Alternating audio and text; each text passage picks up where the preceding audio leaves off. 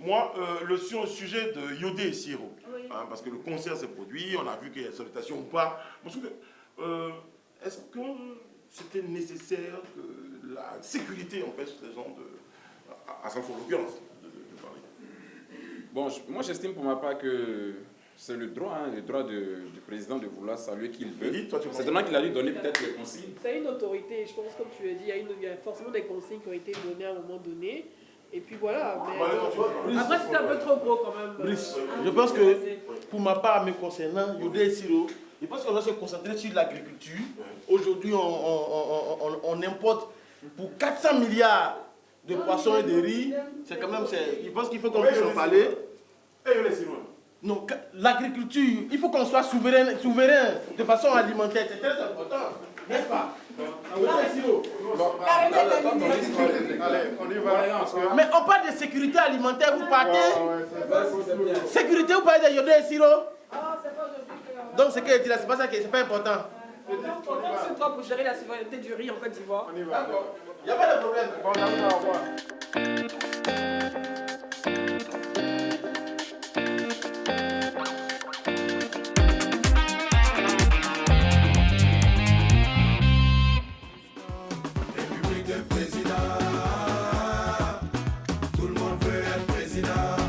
Bonsoir à tous, merci d'être dans notre compagnie et bienvenue.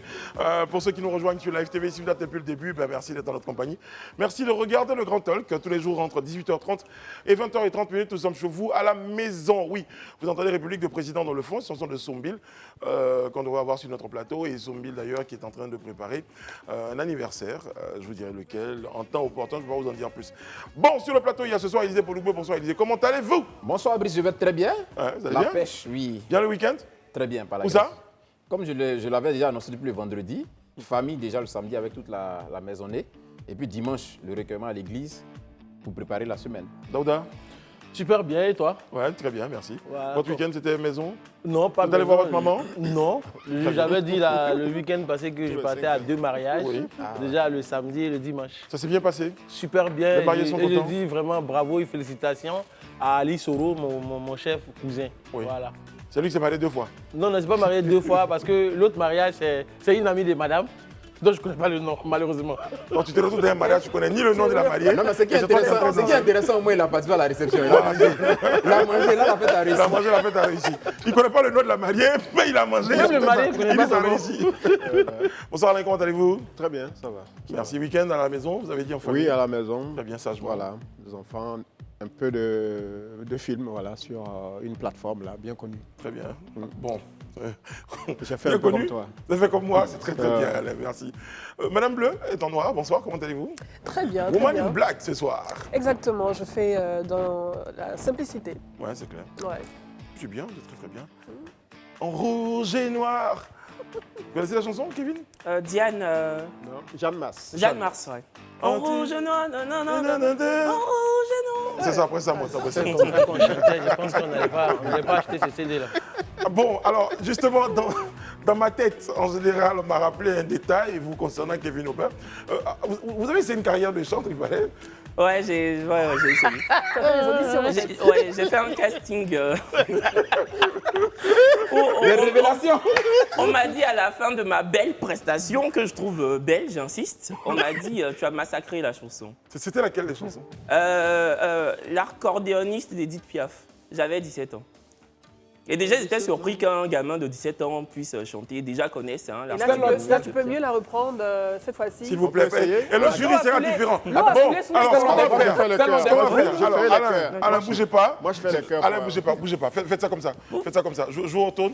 Il y aura une audition. Ah, d'accord, oui, c'est Voilà. ça. Il y aura une audition à l'aveugle. Hein, tout à l'heure. Tout le monde voit à l'aveugle. Voilà, c'est ça. À défaut du 2 heures, on peut prendre le verre d'eau. Attention, mesdames et messieurs, ce qui va se passer là, ça va durer possible dans 3 cette minutes. émission. Je ne suis pas Ça sûr va que- durer 3 je ne minutes. suis pas sûr qu'il a bien le baiser, en tout cas. Ça même qu'on a commencé. Bon, on a toujours le verre d'eau. Hein. Voilà. Les membres du jury de Chante avec une star sont prêtes. Attention, mesdames, messieurs, appréciez une voix, appréciez un talent. Mesdames et messieurs, exclusivement sur le Grand Talk, voici Kevin Aubin. Là, le refrain. Ça lui rentre dans la peau par le bas, par le haut. Elle a envie de chanter ses fils. Bon, dehors. Il a terminé la chanson. Non, c'est bon, arrêtez le massacre. Nous, on a envie de sortir ici. Non, mais après, il y a un timbre quand même. Le jury s'est retourné. Mais quand même, C'était vous dites Abouti. dehors. Elle a dit dehors. Non, ça va, c'est Bah, pas ça mal. va. la fin de- Moi, je ne sais pas chanter en plus. Moi, je ne sais pas chanter. Donc Oui. là, quand Non, même, ça va, vous avez de la compassion.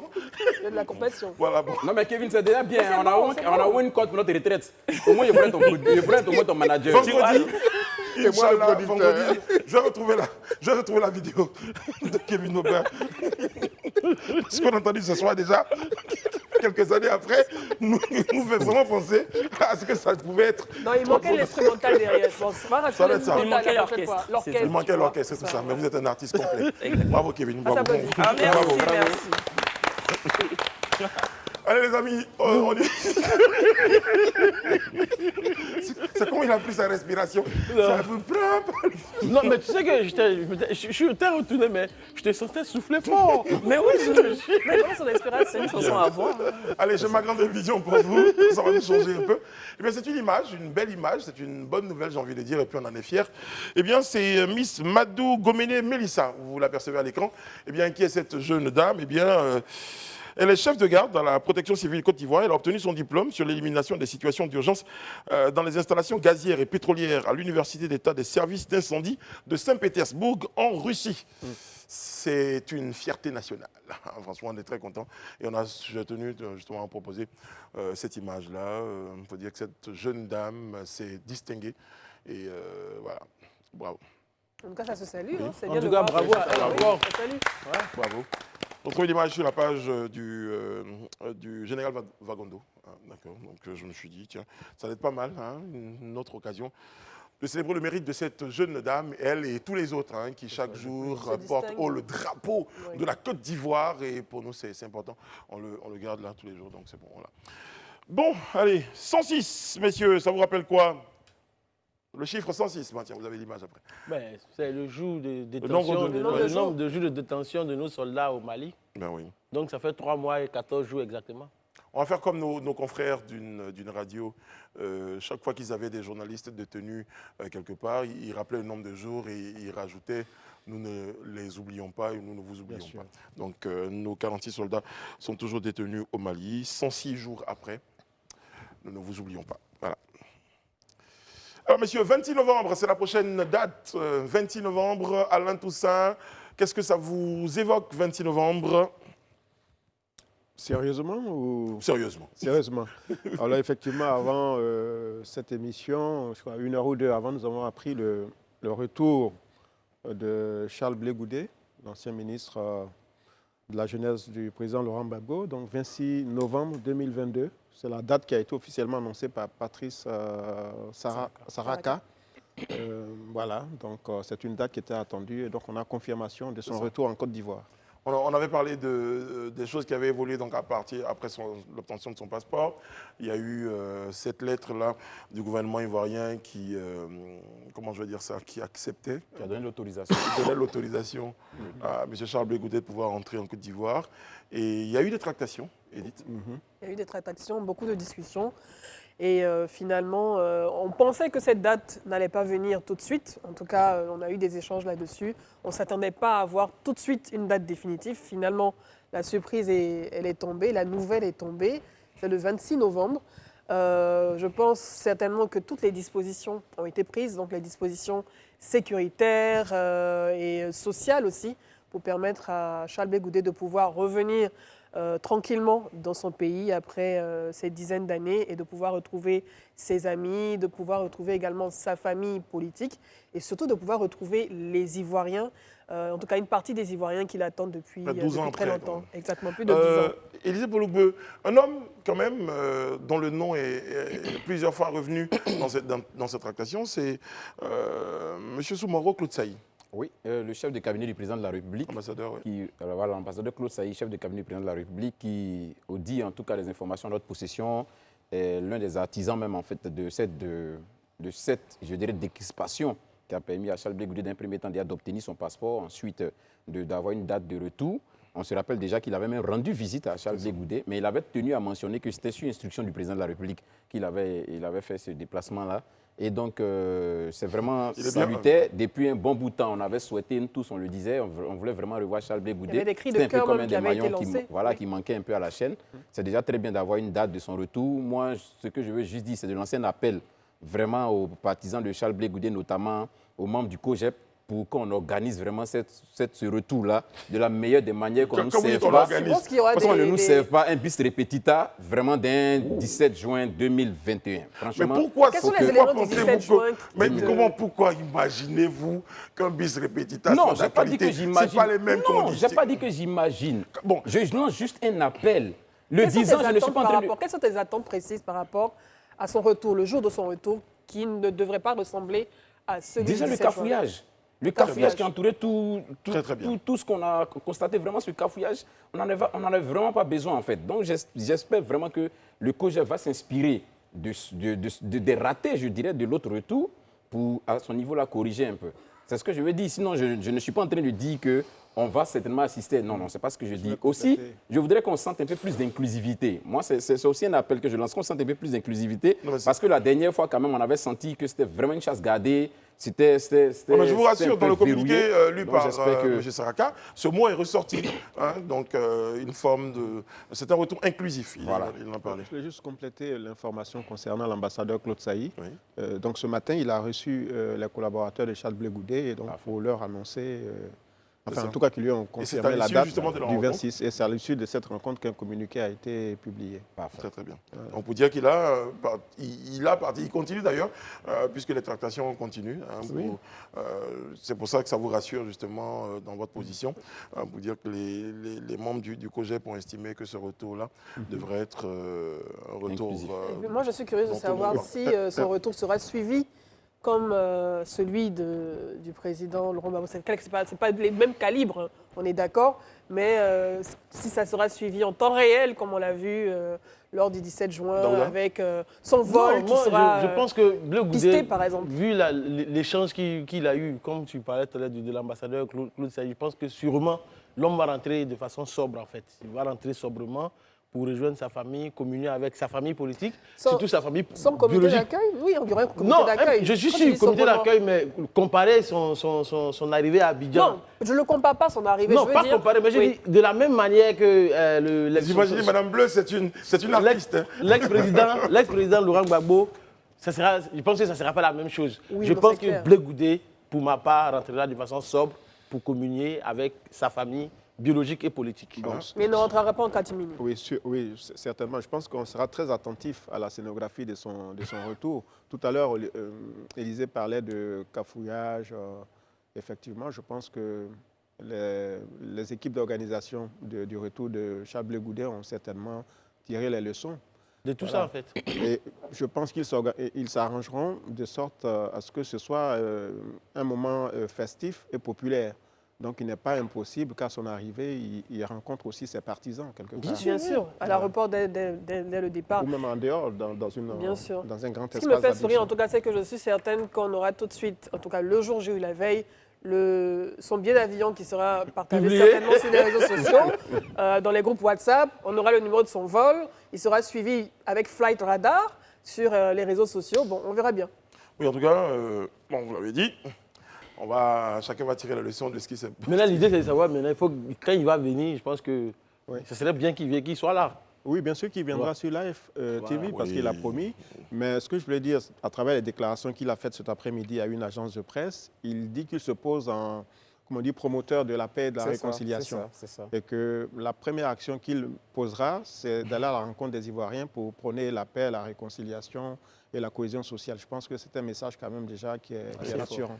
Owel Adaye nous dit sur nos pages des réseaux sociaux, il dit vous avez oublié quand même le deuxième nom de Charles Blé Goudé, c'est Général Terrain. Pour dire qu'en tête d'une mobilisation et tout ça, pour ceux qui douteraient qu'une mobilisation forte se fasse, il nous dit, bon, certainement, tout le monde sera là.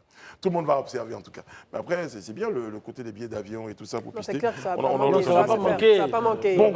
L'autre élément, rapidement, je pense que s'il revient c'est qu'il a obtenu des assurances, notamment la fameuse condamnation à 20 ans de prison, voilà, à l'issue d'un procès qui s'est tenu en son absence. Donc je pense que lors du dialogue et des négociations, les choses c'est des points certainement qui ont été évoqués, en fait. Exactement. Ça, c'est sûr. Voilà.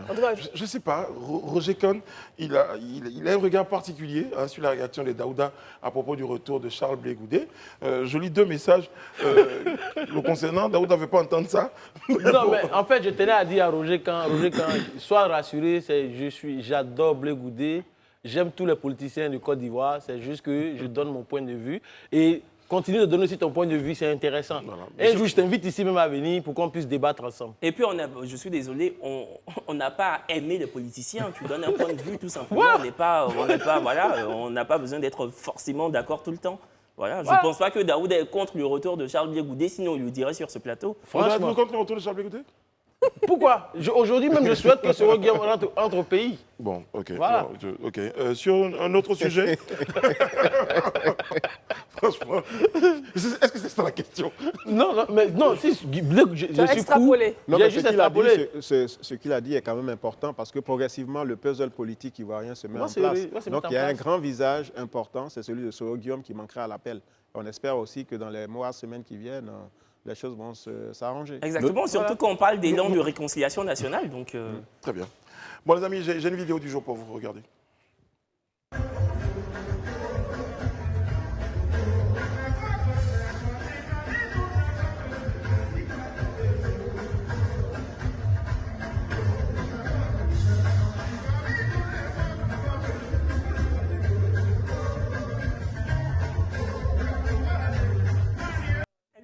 Voici l'image qui a fait le tour des réseaux sociaux ce week-end, à la faveur donc, du concert de Yodé et Siro, du concert anniversaire de 25 ans, c'est ça, de Yodé et Siro.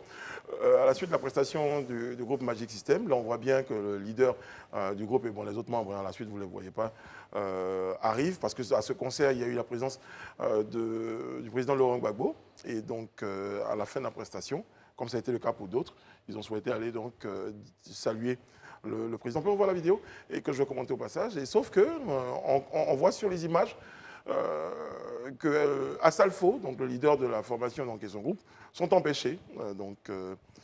Lui et les membres de son groupe sont empêchés donc de pouvoir faire l'accolade au président Laurent Gbagbo. Là, voilà. Là, on voit bien là qu'il interpelle Stéphane Kipré. On est d'accord? Vous êtes d'accord avec moi? Ouais. Voilà, Stéphane Kipré donc juste à côté. Et donc il essaie de vouloir forcer le cordon de sécurité. Pour lui dire que non, je vais juste dire bonjour et visiblement, on lui rappelle qu'il n'a pas de cache-nez. Il n'est pas le bienvenu. Bon, enfin. Il n'a pas de cache-nez. Est-ce que c'est ce qu'on lui disait? Bon, mais en tout cas, nous, on voit sur les images qu'il est empêché. Voilà. Bon. Ça suscite de nombreux commentaires sur nos pages de réseaux sociaux. Kevin Aubin, voilà, je commence par vous. Tu sais que tu étais au concert, toi. C'est quoi la question? Vous étiez où quand on parlait? Tu étais où quand on parlait? Ton commentaire, en fait, sur l'image. Dans la salle, d'ailleurs, quel était le premier ressenti à la vue de ces images-là? Parce que les images sont... Il n'y a personne qui a justement vu ces images-là. Moi, j'étais dans la salle, justement. J'ai assisté aux 25 ans de carrière de Yodé Siro, mais en tant que spectateur, je n'ai pas vu ces images, quoi. On a vu justement Assalfo monter sur scène, accompagné des autres magiciens. Il s'est adressé au président Gbagbo.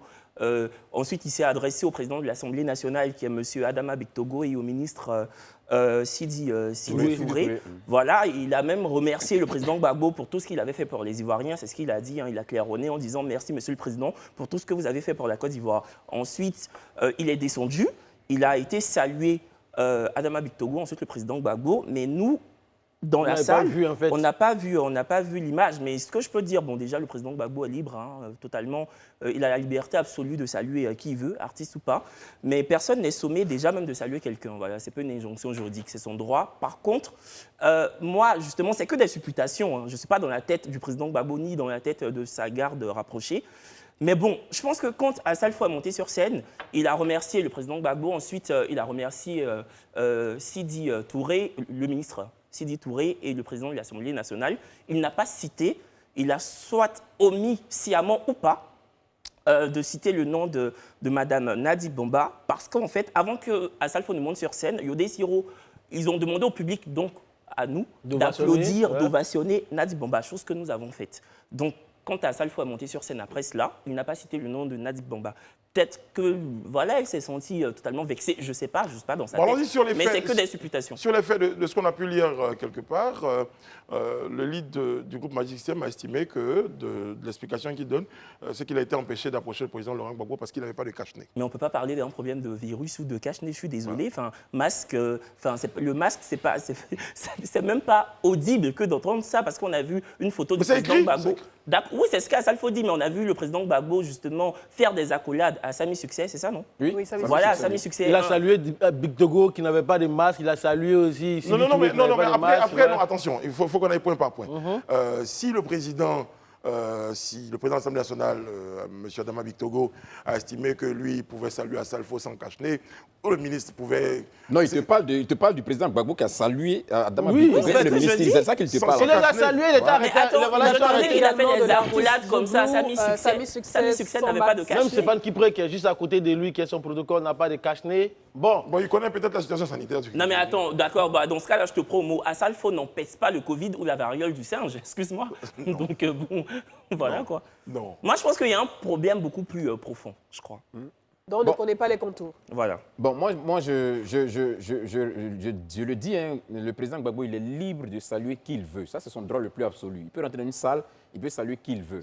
Mais moi, là où j'ai trouvé que ce n'était pas juste, c'est le fait, l'argumentaire que Assalfo nous donne, qui certainement lui a été donné par la garde rapprochée pour justifier pourquoi on ne voulait pas qu'il salue Gbagbo, parce qu'il pense que c'est pas, il n'a pas inventé ça de lui-même, certainement que c'est ce qu'on a dû lui dire pour justifier pourquoi on n'a pas voulu le laisser saluer Gbagbo, à savoir qu'il ne portait pas de cache-nez et qu'à ce titre-là, il fallait saluer Gbagbo. C'est là, à ce moment-là, que moi, je remets tout en cause. Parce que si on estime qu'Assalfo, parce qu'il n'a pas de cache-nez, n'a pas droit à saluer Laurent Gbagbo, mais Laurent Gbagbo a fait accolade.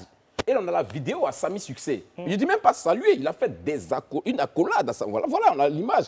La vidéo même, on voit plus parce qu'ils ont eu le temps de causer. Et vraiment, on a senti qu'ils se sont vraiment... L'étreinte, voilà, dans les mains. Mais alors, Sami Succès, quand on regarde, il n'avait pas de cache-nez non plus. Et quand le président Gbagbo est venu même, il a salué le président Adama Bictogo, le président de l'Assemblée nationale, qui n'avait pas de cache-nez. Il a salué le ministre Sidi Touré, qui n'avait pas de cache-nez. Donc, c'est en ce moment-là que nous, on se pose des questions. On ne dit pas forcément, comme je le dis, je le répète, c'est son droit le plus absolu de saluer qui il veut, mais l'argumentaire qui va derrière pour expliquer qu'on n'a pas salué Assalfo parce qu'il n'avait pas de cache-nez, pour moi, ne tient pas. Pour moi, personnellement, ne tient pas, surtout que avant lui et même après lui, il a salué d'autres personnes. Il a fait même des accolades à des personnes qui n'avaient pas de cache-nez. Mais Élisée, justement, il a salué, je vais aller quand même dans la science-fiction. Il a salué des personnes sans cache-nez. Voilà l'accolade à Sami Succès. Je suis d'accord, il a salué des personnes sans cache-nez. Mais à partir du moment où il s'assoit, la raison pour laquelle il met le cache-nez, ce n'est pas parce qu'il voit Assalfo. Il est rentré dans la salle avec le cache-nez. Oui, et après, il avait enlevé le cache-nez. Non, il est resté tout le temps avec le cache-nez. J'ai vu, il a conservé le cache-nez durant tout le concert. Oui, après, il n'est pas resté jusqu'à la fin du concert, il est parti en plein milieu. Donc c'est à l'arrivée qu'il a salué Sami Succès? C'est là, c'est quand il arrivait. Oui, c'est là, c'est quand il arrivait. C'est à l'entrée, en fait. C'est quand il arrivait au Quand tu passes par le... Il portait son cache-nez, il a Non, mais en fait, si on fait une scénarisation de la chose, pour dire que quand il arrivait, il n'avait pas de cache-nez, il rencontre Sami Succès, il lui fait une accolade. Non, il avait un cache-nez. Non. Il est venu au Palais des Sports en cache-nez. Il est reparti au Palais de la Culture. Mais à quel moment il salue Sami Succès sans le cache-nez? C'est pas Sami Succès, lui porte le cache-nez, c'est Sami Succès qui ne porte pas de cache-nez. Voilà. C'est ce qu'on dit. Qu'est-ce que tu veux justifier, Brice? Je veux comprendre, en fait. Je comprends. Oui. Parce que ça, faut dire le reste, c'est blablabla, donc du coup.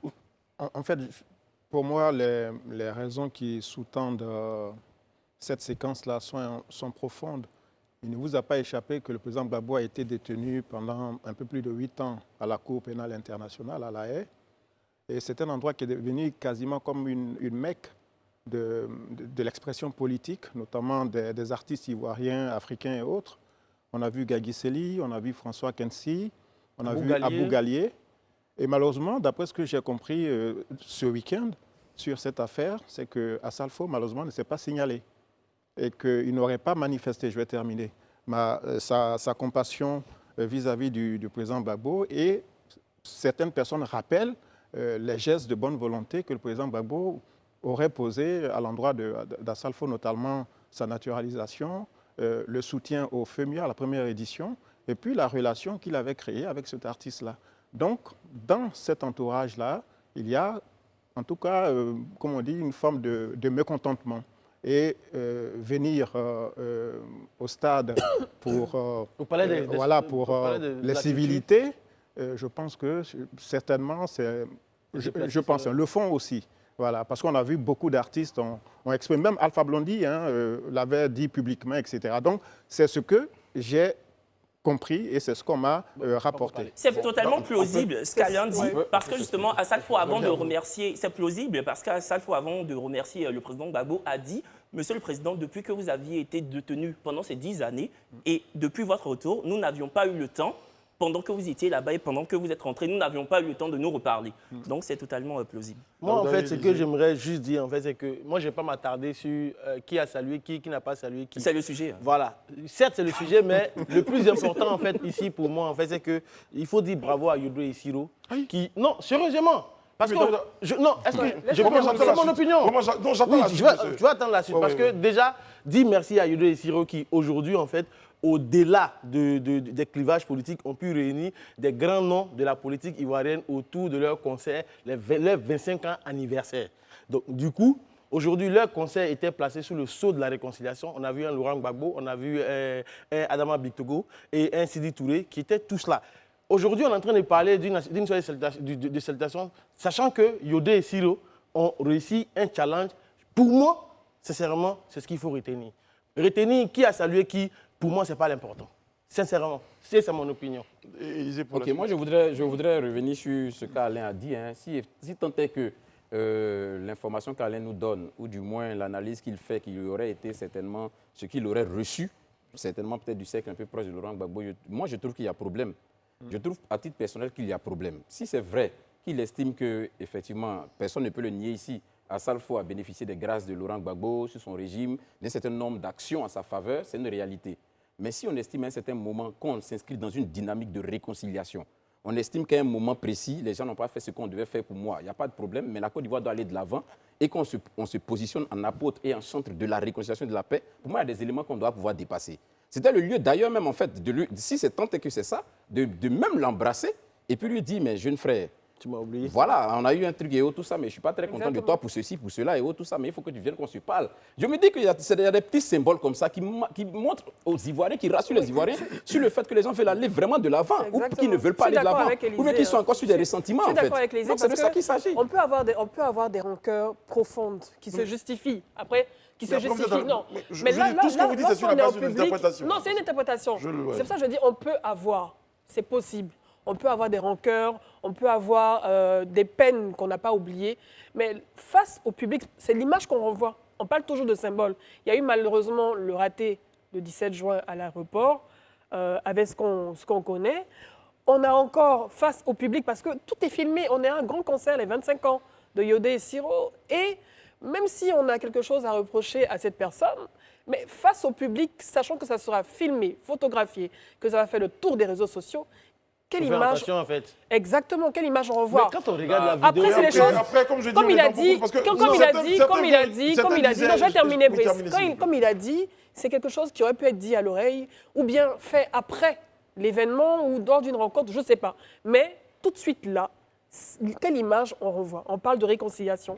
On parle de se remettre en de bons termes. On peut avoir des reproches, on peut garder des reproches, on est d'accord, mais je pense qu'à un moment donné, il faut donner des images symboliques au peuple. Non, d'accord, mais à la décharge du président Gbagbo, quand on regarde, on visionne bien les images, quand le président voit Assalfo venir, limite, il commence à se lever. Mais qui l'a empêché alors? Bah écoute, c'est son protocole de sécurité. Le président Gbagbo, justement, il est assis, il a son masque. Donc limite, si justement Assalfo se présentait, bah voilà, si Assalfo se présentait devant lui physiquement, il aurait salué, je pense. Parce que moi, je sais que moi, dans ce débat-là, moi, je n'en veux s'il vous plaît, vous ne parlez pas tous ensemble sans Monsieur Daouda, j'ai bien noté votre point de vue. Mais alors, je veux juste dire une chose. Dans un premier temps, Assalfo, visiblement, ne le prend pas mal. Quand il écrit, il dit, dans ses propos, on nous a dit qu'on n'avait pas de cache-nez, on a rebroussé chemin, le reste... Parce qu'on n'en avait pas apporté. Il aurait dû se taire. Franchement, sa sortie là n'était pas utile. Non, peut-être qu'il a expliqué aux gens. Mais quand quelqu'un lui pose la question, vous avez été repoussé.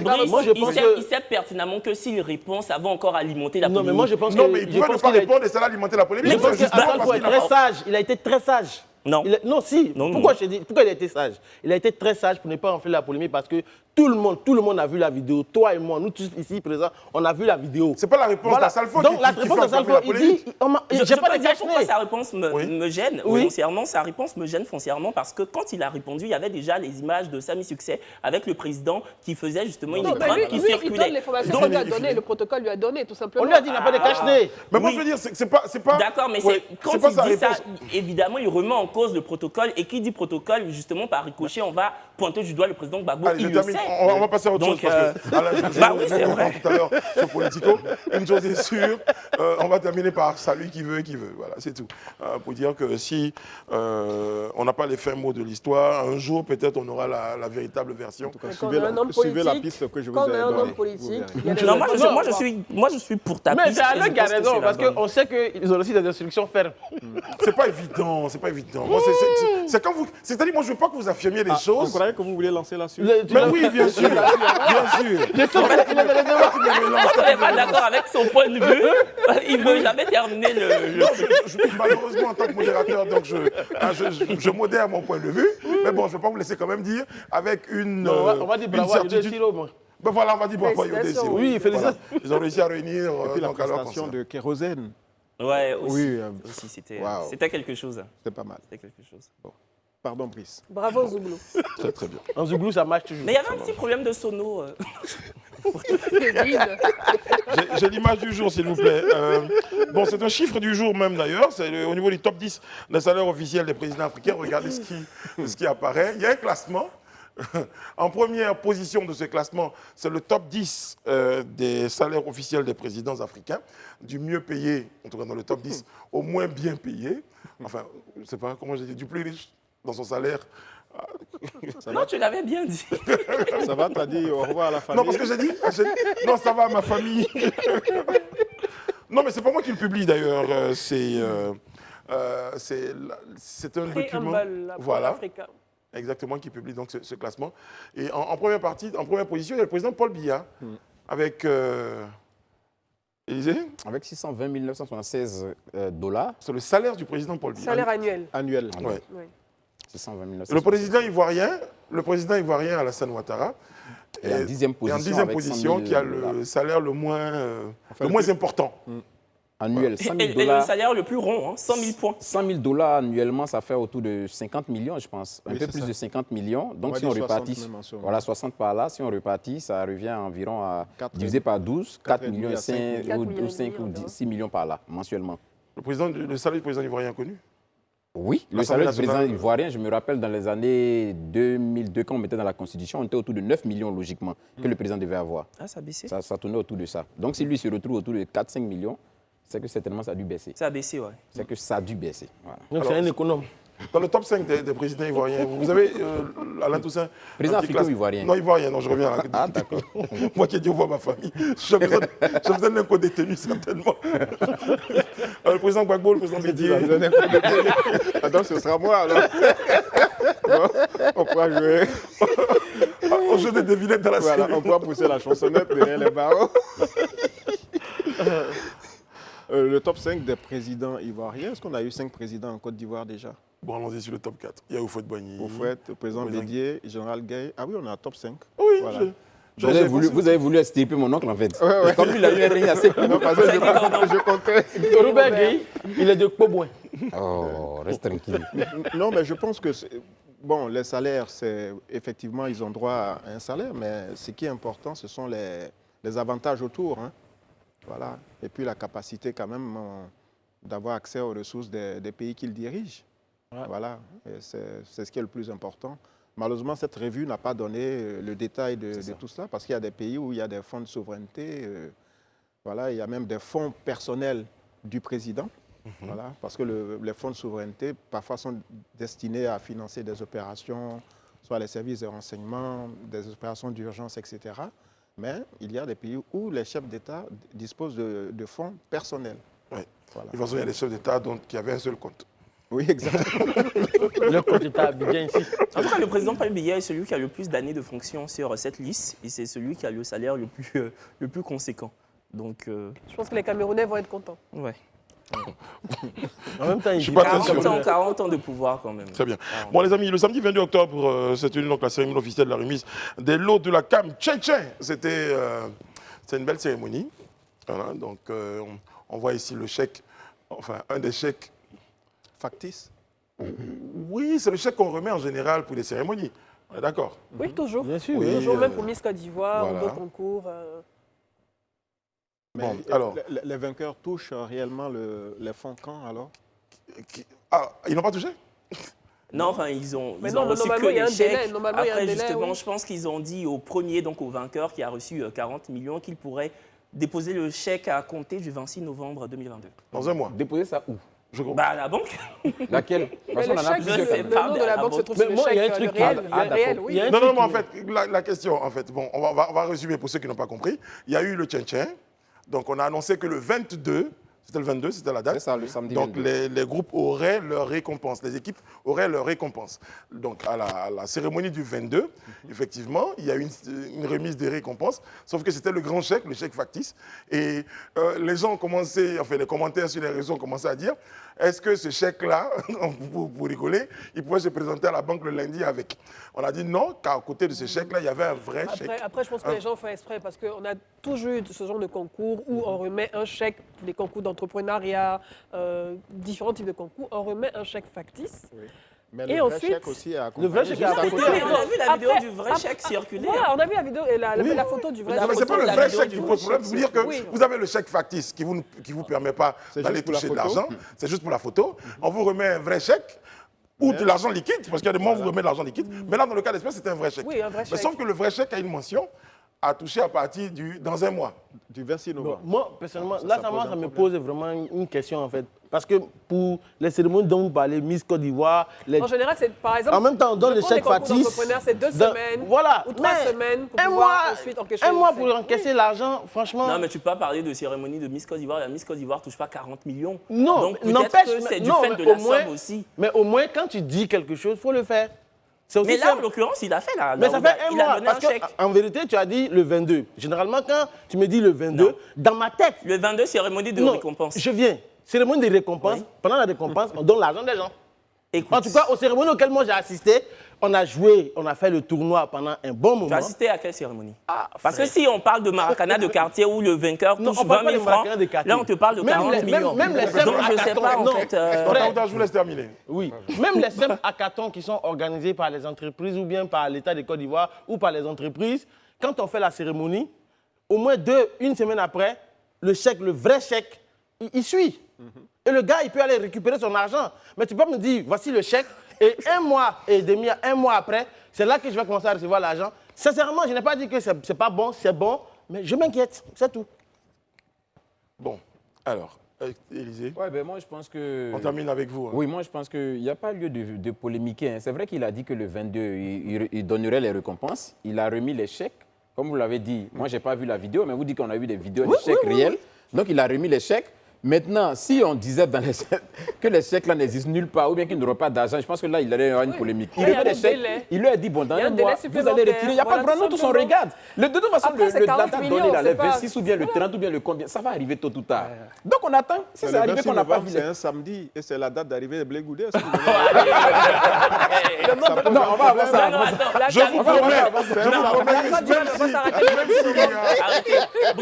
je vous promets que même si ce jour-là, il y a tout le côté de Blé Goudé, vous verrez une main en train de se faufiler, en train d'aller chercher un chèque à la banque. Non, mais attends, samedi, les banques sont ouvertes Non, jusqu'à il midi ira 30. même vendredi, la veille, pour déposer le chèque. Donc on attend Voilà. juste la date pour En voir. tout cas, Bon, le 26, mais tu sais, c'est Edith, pas- il y a- c'est pas- Edith, c'est pas le il y a un vendredi, adage, ça va il y a un être adage paquet. qui dit que demain n'a jamais tort. C'est le roi qui a toujours Ah tort. bon, il y a un Demain va adage arriver. qui dit- Bon, après, on ne le sait truc pas, arrivera. après, on ne Tous les sait pas les adages. Non, non, mais dispositions j'ai bien compris, particulières j'ai compris vos points de vue. de l'organisation du Voilà, Tchétchèn. merci. On ne sait pas les Mais, dispositions Madame particulières de Bleu, l'organisation du Madame Tchétchèn. Bleu, Donc, il ce faut qui est attendre. sûr, Voilà. on a dit le 26. Le 26, tout Le simplement. 26, on va. Non, mais il ne me rappelait pas, les chèques sont payables à vie. Tous les chèques sont payables à vie, mais on a dit ici. Bon, je vais donner mon. Vous m'obligez de donner mon. Allez-y. Jonathan Morrison. Morrison. Le problème, c'est que chaque fois qu'il y a une nouvelle date, ça donne lieu à des supputations. Mais le plus important, c'est que le 26 est une date et on espère que les groupes, et tel que le promoteur l'a prévu, en tout cas, les équipes rentreront en possession de leur... Non, Kevin. Les équipes rentreront en possession de leur argent. De leur chèque, de leur argent. Très bien. Allez, Alain Toussaint, on va s'intéresser à, à un bulletin. Cette fois, ce n'est pas un chèque. Transhumance, on parle de transhumance donc, dans Politico ce soir. Entre deux urnes, un bulletin entre deux urnes, vous nous en parlez. À chaque élection, donc, vient se taper la question de la fameuse liste électorale et son cortège de palabres sur fond de conflit. Avec vous, Alain Toussaint, on s'intéresse aujourd'hui à la transhumance des électeurs. Oui, selon le petit Daouda, pardon, le petit Larousse, la transhumance est la migration périodique du bétail, empruntée au vocabulaire pastoral et transposée à la vie politique. Elle renvoie à l'attitude de l'homme politique qui migre d'un parti politique auquel il appartient au moment de son élection vers un autre parti pour des intérêts personnels. Mais en période préélectorale, la transhumance désigne le phénomène du convoyage des électeurs de leur lieu de résidence habituel vers une autre circonscription au moment de la révision de la liste électorale. Très bien. On poursuit avec vous justement à propos de transhumance. La vraie question, c'est pourquoi la transhumance est-elle un problème ? Alors, la transhumance est un vrai problème car c'est évidemment la porte ouverte à la manipulation du fichier électoral et une grave atteinte au processus électoral. Et sur cette question d'ailleurs de la transhumance des électeurs, le président de la CEI, la Commission électorale indépendante, a récemment déclaré que la transhumance est une fraude à la démocratie dans la mesure où les personnes convoyées par milliers, et très souvent pour quelques billets d'une circonscription à une autre, viennent voter pour un élu dont ils ne connaissent pas le projet et même parfois ces électeurs ignorent tout des réalités locales. Et l'autre problème, c'est la légitimité, le vrai poids des leaders politiques sur le terrain, en particulier des candidats au tabouret qui se livrent à des pratiques contre la démocratie. En plus de ne pas avoir un vrai ancrage dans la localité, ils y sont parfois de vrais inconnus. Ils ont rarement des intérêts susceptibles de faire d'eux de vrais acteurs du développement. Alors, justement, moi je pose comment vous appelez l'exode rural? On a connu l'exode rural, une forme d'exode électoral. C'est à combattre. Mais quelle solution on pourrait trouver pour éviter qu'on se retrouve devant cette forme de transhumance, à y mettre fin définitivement? Bon, déjà, la première solution serait que des certificats de résidence ne soient plus délivrés aux personnes qui n'habitent pas une circonscription lorsqu'elles demandent un document pour s'inscrire sur la liste électorale ou pour justifier leur présence sur cette liste-là. La deuxième raison ou la deuxième possibilité serait peut-être d'appeler à plus de civisme parce qu'on sait que le tripatouillage de la liste électorale, les manipulations provoquent très souvent, après les scrutins, des conflits. On va encore parler du timing, Alain. Est-ce qu'il n'est pas un peu trop tard, justement, maintenant? Aujourd'hui, non. L'enrôlement ou la révision de la liste électorale, c'est à partir du 26 novembre. Donc, je pense qu'il est temps peut-être de lancer de vraies campagnes de sensibilisation pour ne pas dérégler le paysage politique dans nos régions. On l'a déjà vu il y a quelques années où des cadres de telle ville ou de telle région louaient des cars pour aller faire enrôler des parents. Et le jour du vote, les mêmes électeurs repartaient dans les circonscriptions pour voter, ce qui n'est pas naturellement démocratique. Donc je pense qu'il faut mettre fin à ces pratiques-là au risque de créer de vraies tensions au moment des élections. Il y a des chiffres, par exemple, au plateau, 80 000 électeurs pour 6 000 habitants. Oui, le plateau, c'est vraiment, comme on dit, une incongruité. C'est quand même étrange d'avoir 80 000 inscrits dans une localité où il n'y a que, entre guillemets, 6 000 personnes. Donc ça, c'est un vrai problème, c'est une vraie anomalie démocratique au plateau. Mais en plus du plateau, il y a également d'autres localités où parfois on a plus d'inscrits sur des listes que d'habitants de la localité. Moi, je voulais poser une question à Alain. Si oui. En fait, est-ce que le fait qu'il y ait 80 000 électeurs au plateau pour 6 000 habitants, est-ce que ça ne s'explique pas un peu du fait qu'aujourd'hui, la majorité des Ivoiriens travaillent au plateau? Et généralement, dans le recensement, quand on doit faire le changement de lieu de vote, généralement, quand il y a trop d'affluence, les gens préfèrent aller dans des lieux où il n'y a pas trop de personnes. Donc, du coup, tu glisses pour aller dans un coin pour faire ton changement ou bien pour t'inscrire sur la liste rapidement. Non, moi, j'habite par exemple au Maou. Mais je vote au lycée des jeunes filles de Cocody. Là. Et pourquoi? Parce qu'il n'y avait personne, c'est pour ça que je me suis inscrit là-bas. Oui. C'est un point quand même. Il n'y avait personne, je suis inscrit là-bas. Moi, j'habite à Angré et je me rappelle qu'en 2011, je me suis inscrite, là où il y avait mon lieu de travail, donc à Cocody Centre, Château d'eau. C'est ça. Donc, jusqu'à présent, je n'ai pas changé de lieu de vote. Oui, mais attention, Oui. là, vous êtes dans la même circonscription. Oui, dans la même circonscription. On parle de changer de circonscription. C'est-à-dire que vous votez à Cocody et puis vous allez vous inscrire. Enfin, vous résidez à Cocody, mais vous allez vous inscrire à Abobo. Parce que vous avez un ami ou un Non, c'est pas pour ça que j'ai fait ça. Non, mais je donne un exemple.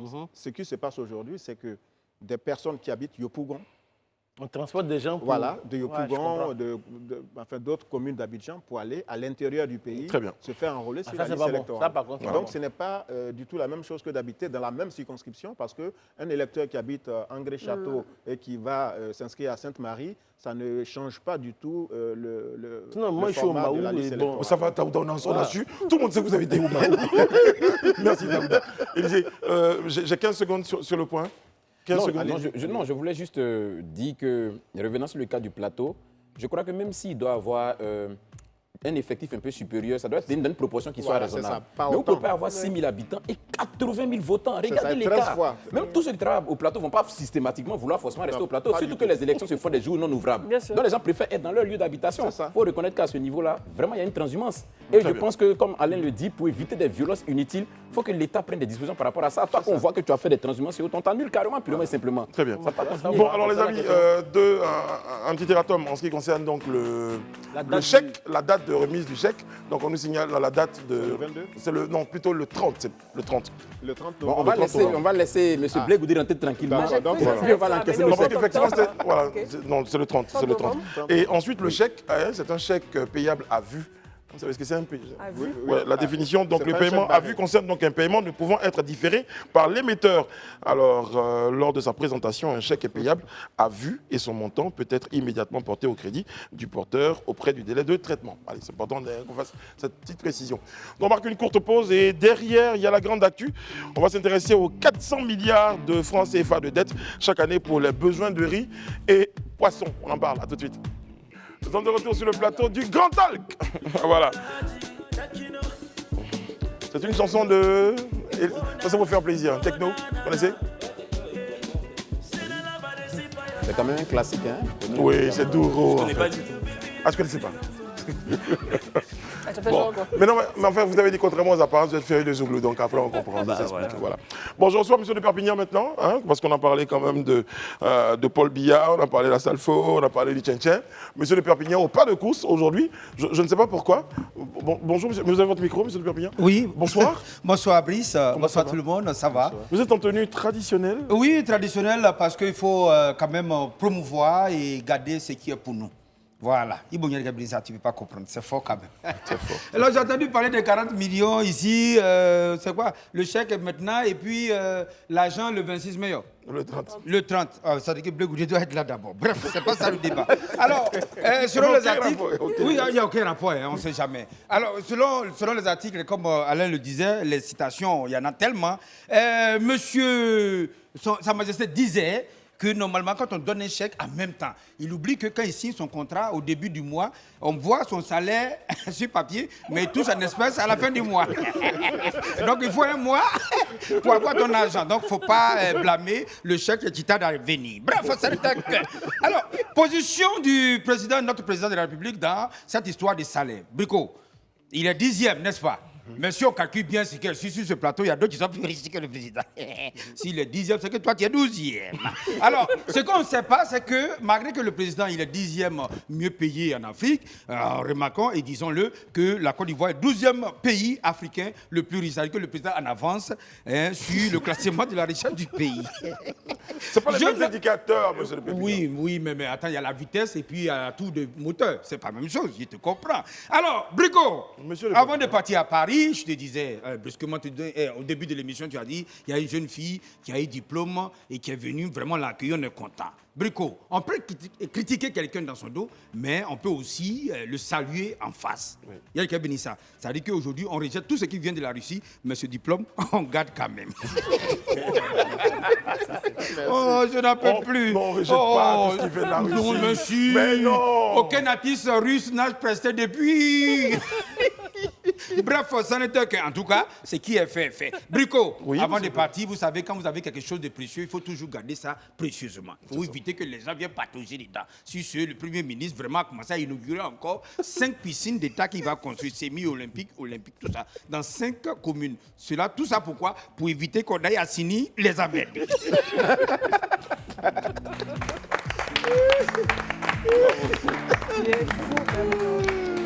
Il est fou, monsieur de Perpignan, il est fou. Alors, monsieur Daouda, avec vous, on évoque que c'est 400 milliards de francs CFA de dette chaque année pour les besoins de riz et en poisson. Ah, franchement, aujourd'hui, quand dernièrement, il y a le représentant résident de l'Organisation des Nations Unies pour l'alimentation, FAO, Sami Di, qui a fait le point, en fait.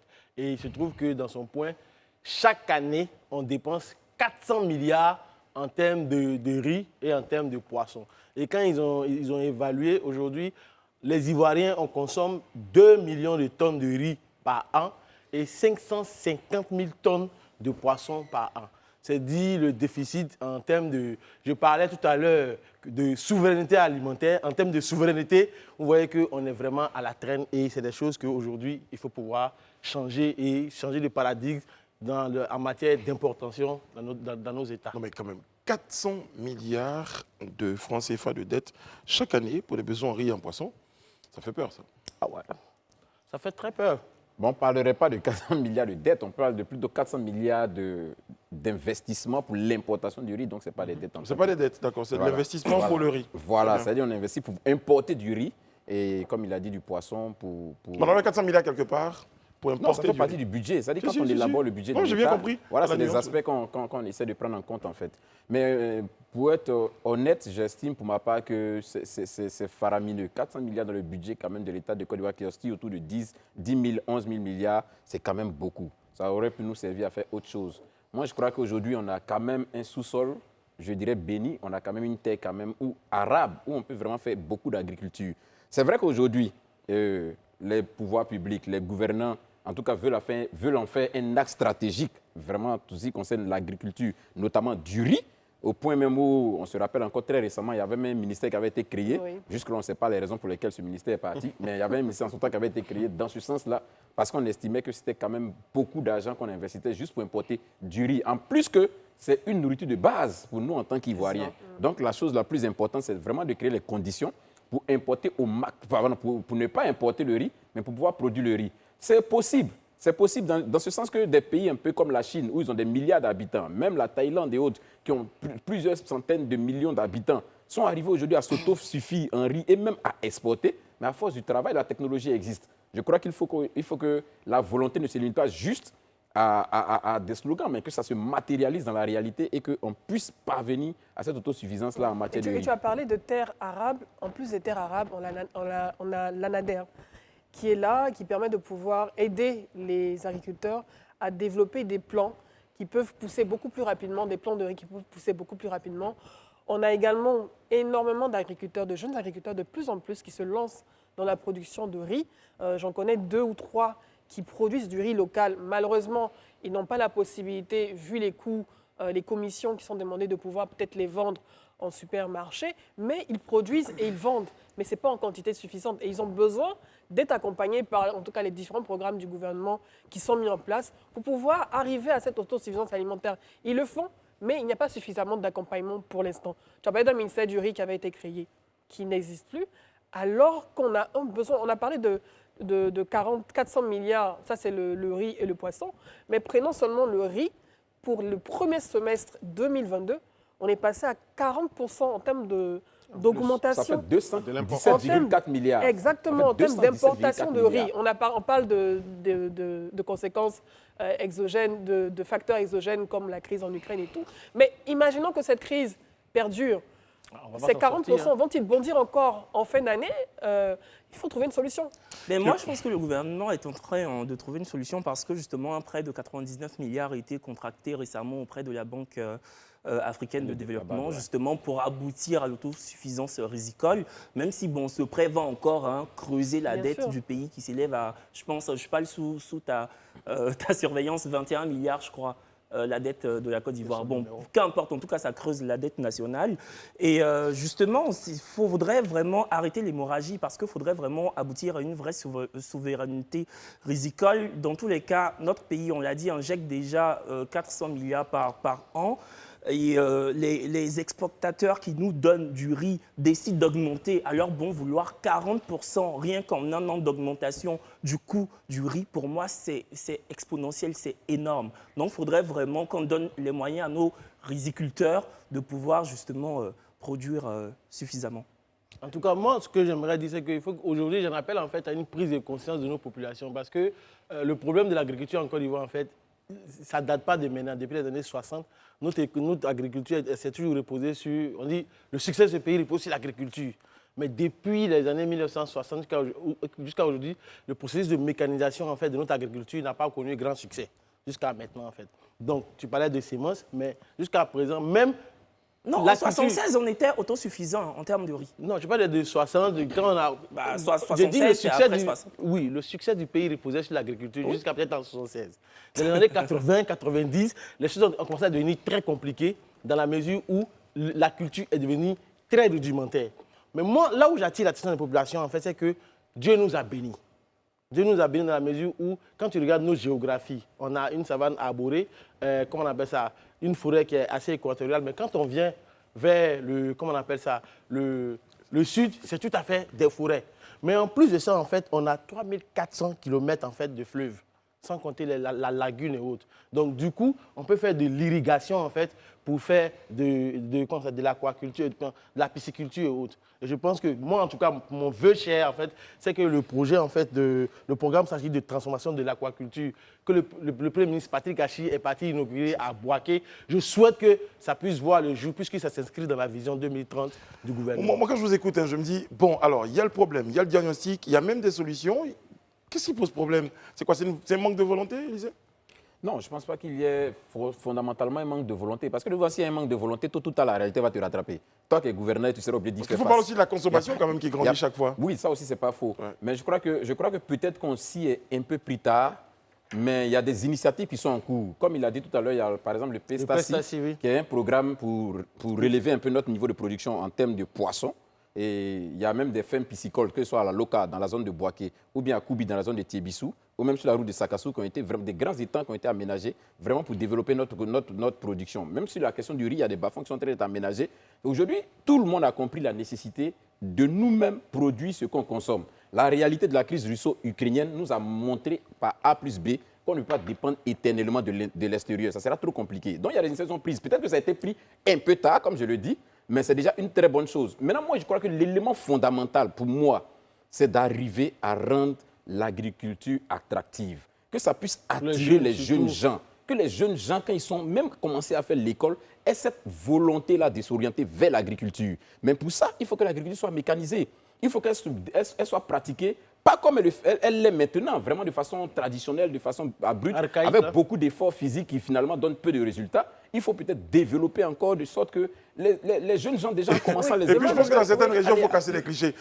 Je me souviens de propos du président Gbagbo qui estimait que dans certaines régions, les populations, les hommes refusaient d'aller travailler dans les bas-fonds pour rester longtemps dans l'eau, parce qu'apparemment ça jouerait sur la... Ça rendrait stérile. Voilà, je suis confiante et j'ai beaucoup d'espoir parce que je vois énormément de jeunes entrepreneurs qui se lancent dans l'agriculture, qui font de la production rizicole, qui font également de la production de vivriers et même dans la pisciculture.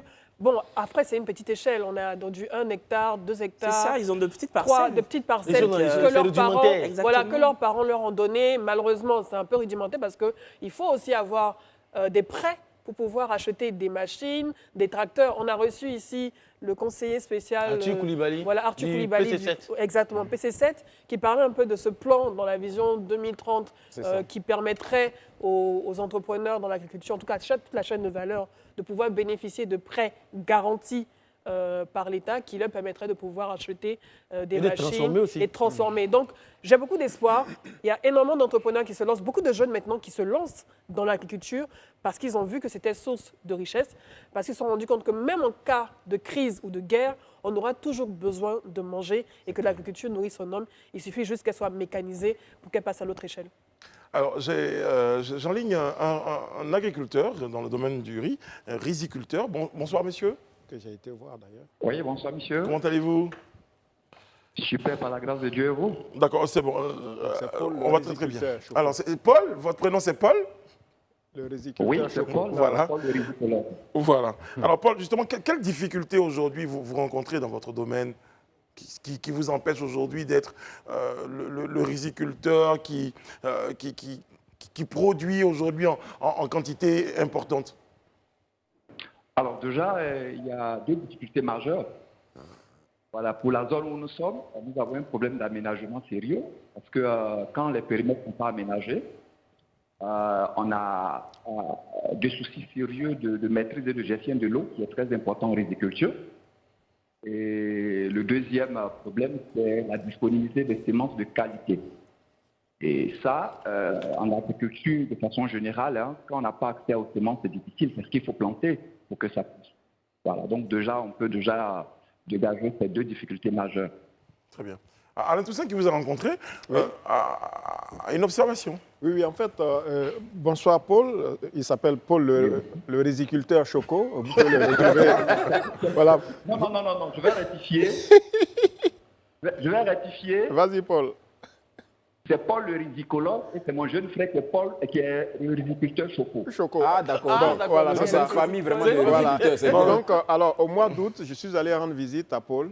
Oui. Après avoir découvert ce qu'il fait via Facebook, je suis allé sur son exploitation avec mes enfants. On a passé une journée à Saint-Fra. Donc, c'est à Saint-Fra, vraiment. Combien d'hectares? Paul, c'est combien d'hectares tu as déjà? Parce que je n'ai plus les chiffres en tête. Oui, en fait, nous travaillons en communauté. Donc, nous sommes sur un périmètre dans notre zone qui est plus de 200 hectares. Waouh. 800 hectares. Malheureusement, on n'a pas accès à des semences de qualité. Donc, c'est vraiment difficile de fournir du riz de qualité en grande quantité. D'accord. Donc, j'ai été le voir parce que franchement, je suis très intéressé par ce que font ces jeunes. Et j'ai découvert beaucoup de volonté, beaucoup de professionnalisme dans ce qu'il fait, mais malheureusement, il n'a pas les moyens. Et j'ai rapporté du riz de Saint-Fra. Récemment, encore, j'en ai commandé. Du riz de très très bonne qualité. Toutes les personnes, toutes les familles auxquelles j'ai offert ce riz en ont redemandé. Malheureusement, il est en rupture de stock et je pense qu'on attend la prochaine récolte. Oui. Mais il a besoin de soutien. Comme lui, il y en a d'autres qui sont installés à Dimbocro. Je pense que Paul a la liste de ses amis. Mais il faut qu'on sorte des slogans. Tout à l'heure, j'entendais Daouda parler d'autosuffisance alimentaire ou bien de souveraineté alimentaire. Tout ça sont des slogans. Très bien. Voilà, Alain, je vous prends la parole à vous et à Daouda pour me tourner vers Paul. Pardon, Paul. Justement, Paul, aujourd'hui, on n'a pas la difficulté que vous rencontrez. Mais quelles sont vos attentes? Alors, ce que nous attendons en premier, c'est que nos périmètres soient tout aménagés. Deuxième, qu'on ait accès aux semences de qualité. Mais la troisième chose, vous savez, il y a beaucoup de slogans. Et ça prend par moment des décisions, mais c'est dans l'exécution qu'il y a beaucoup de trucs. C'est ça. Vous comprenez? Il y a beaucoup d'initiatives, de bonnes initiatives, mais c'est dans l'exécution qu'il y a beaucoup de flou parce que les gens ne s'intéressent pas à ceux qui sont de véritables acteurs sur le terrain. Et ça, c'est difficile. Ça fait que ça sabote tout le programme et on n'atteint pas les objectifs. Très bien. Je voudrais demander à Paul, quand il parle de semences de qualité, où est-ce que vous fournissez en semences? Au niveau de l'ANADER, qui vous fournit en semences? Alors déjà, ce qu'il faut comprendre, on a une structure qui fournit des semences. Donc on a l'ADER qui est un centre à Yamoussoukro. Et puis il y a des particuliers qui produisent des semences. En général, on aime s'approvisionner auprès de ces particuliers parce qu'ils ont des semences qui gèrent bien. Très bien. Merci Paul. Merci beaucoup d'avoir accepté d'intervenir en direct à cette émission pour nous faire vivre les réalités du terrain en matière de production de riz. Nos amitiés aux riziculteurs et rizicologues. Je retiens juste pour clore cette séquence et nous sommes en train de partir à la pub. qu'Alain Toussaint, sur ce plateau, à manger du riz. il en distribue même. Sans penser à nous. Sans penser à nous. C'est vrai, c'est vrai. Merci beaucoup. Merci. Quelle solidarité. J'ai pensé à vous, j'en ai commandé, il m'a promis Voilà, une livraison dans quelques mois, une deuxième vague. On espère qu'on sera c'est pas oublié. Mais j'avais testé, des slogans. Ça, c'est un slogan. C'est ça, que tu dois bien sûr. Les amis, juste avant le JT tout à l'heure, on aura l'occasion donc de parler pour la suite dans notre grande polémique, d'évoquer la situation d'expulsion de certains au niveau de la Guinée équatoriale. Il sera également question donc d'un invité pour la suite, tout ça dans le Grand Talk, tout de suite. Nous sommes de retour sur le plateau du Grand Talk. Je vous rappelle, le rendez-vous, c'est du lundi au vendredi entre 18h30 et 20h30. Avec sur le plateau Élisée Boloube, Sa Majesté Daouda. Il y a Kevin Aubin, Madame Edith Broubleu, qui nous rejoint avec beaucoup de plaisir, et Monsieur Alain Toussaint, qui est en train de noter les choses. Le mangeur de riz seul. J'ai des surtout. Il mange le riz seul. Bon, les amis, on parle d'une situation et cette fois, c'est en Guinée équatoriale que nous posons nos valises. Je ne sais pas si on va repartir tout de suite après avec nos valises. Je sais, j'en souris pour ne pas en pleurer. Malheureusement, des populations là-bas, africaines également, sont expulsées de la Guinée équatoriale. On a vu des images sur les pages des réseaux sociaux. Non, en fait, si vous voulez, ce sont des ressortissants camerounais qui sont écartés, expulsés du pays parce qu'en fait, il s'agit d'un défaut de titre. Mais pas que camerounais. C'est pas que camerounais, il y a beaucoup de nationalités. Oui, dans tous les cas, il s'agit d'un défaut de titre de séjour. Voilà, en fait, le consul, en tout cas pour les Camerounais, le consul camerounais a demandé à ses ressortissants qui sont justement en Guinée équatoriale de faire une première demande de carte de séjour pour ceux qui n'en avaient pas et pour ceux qui l'ont et qui justement tendent vers l'expiration de cette carte-là, de la renouveler. Je ne sais pas, par souci de flemmardise, il y en a qui ne l'ont pas fait. Du coup, ça a donné ce que ça a donné, quoi. Parce qu'une interprétation de ces images-là sur les réseaux sociaux faisait cas de ce que ces populations-là étaient expulsées sans raison. Donc, vous faites bien déjà d'évoquer une première piste d'explication. Non, je pense qu'il faut nuancer les propos de Kevin. Ce n'est pas par flemmardise forcément, parce que depuis... J'ai dit peut-être. Ah, peut-être, ok, d'accord. Le peut-être m'avait échappé.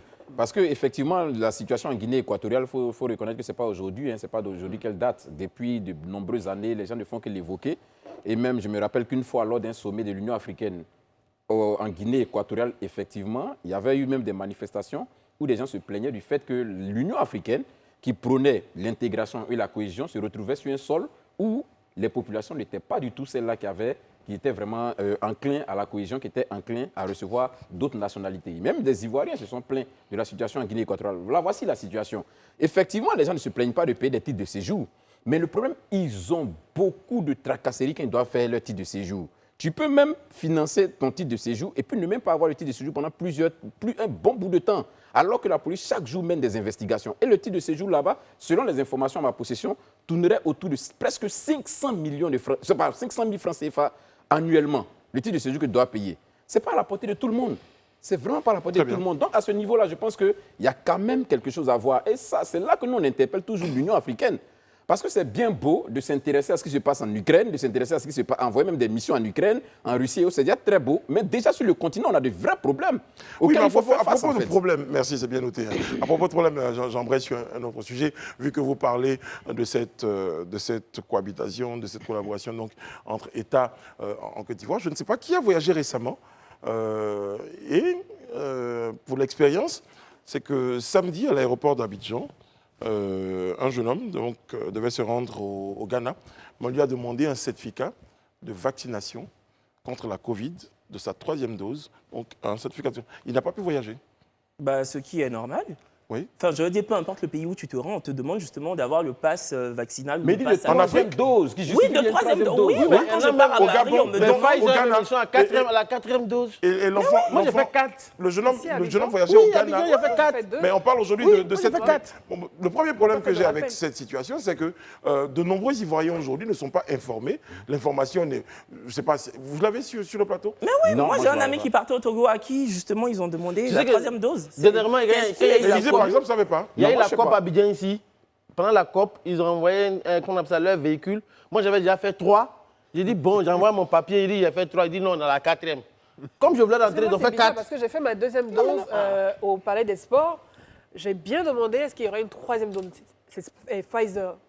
On m'a dit non, il n'y a pas de troisième là, ils dose. sont à J'ai bien demandé, je n'ai 3 pas reçu de SMS ou quelque quatre. chose. Je n'ai rien reçu. Et puis, bon, un pays a le droit justement de faire peser la sécurité sanitaire qui lui sied. S'il a envie que justement les gens aient 4 doses avant d'intégrer ou de rentrer dans le pays, c'est normal. Mais Kevin, je suis intéressé de savoir, en France, on demande qu'il faut avoir absolument une troisième dose. Une troisième dose pour rentrer dans le pays. Ça date de quand ça? Depuis plus d'un an quand même. Non, parce que moi Justement, j'y étais au mois d'avril quand même, juste mon certificat de 2 doses. Je suis rentré De 2 doses Oui, à sans Paris? souci, oui. Non. En avril. En avril. Oui. Donc ça fait moins d'un an. Petite parenthèse, Bon, en tout donc cas, je reviens. moi, Je reviens à l'immigration et on va revenir sur ce sujet-là. C'est ça. Bon, je pense qu'on n'aura pas assez de temps, mais c'est un sujet intéressant. Vraiment. Sur la Guinée équatoriale, je pense que cela pose la question de la gestion des flux migratoires dans nos pays d'Afrique. Vous voyez, moi j'ai été malheureux en octobre 2020 en consultant les programmes des différents candidats. Le mot migration, immigration, je ne l'ai vu nulle part. En Côte d'Ivoire ici? En Côte d'Ivoire, vous pouvez aller sur Internet, vous Non, tapez quand j'ai Fond, demandé parce que voilà, je sais que voilà, ça- vous cherchez, voilà, il n'y en a avait pas pas. ce mot-là. Donc je pense que c'est un vrai débat. Tout à l'heure, on parlait de l'Union africaine. Il faut aussi qu'on sache exactement ce qu'on fait. Alors, en termes de politique, il y aura une convergence. Bientôt, on aura un visa au sein de la CEDEAO, par exemple, qui permettra à un ressortissant, par exemple français, qui prend un visa pour la Côte d'Ivoire, de circuler dans toute la zone CEDEAO. Mais ça, c'est parfois aussi les prérogatives des États qui sont souverains. Donc, ce sont des vrais débats qu'on doit poser. On regrette la chasse à l'homme en Guinée équatoriale. C'est un pays d'accueil. Moi, j'ai été à plusieurs reprises. Et je pense qu'effectivement, quand on est à l'étranger, il faut se mettre en règle avec les lois du pays. Oui, en règle. Et puis, il faut savoir que c'est vraiment important. l'ambassadeur du Cameroun en Guinée équatoriale avait demandé aussi à ses compatriotes, avait rappelé à ses compatriotes de pouvoir se mettre en règle.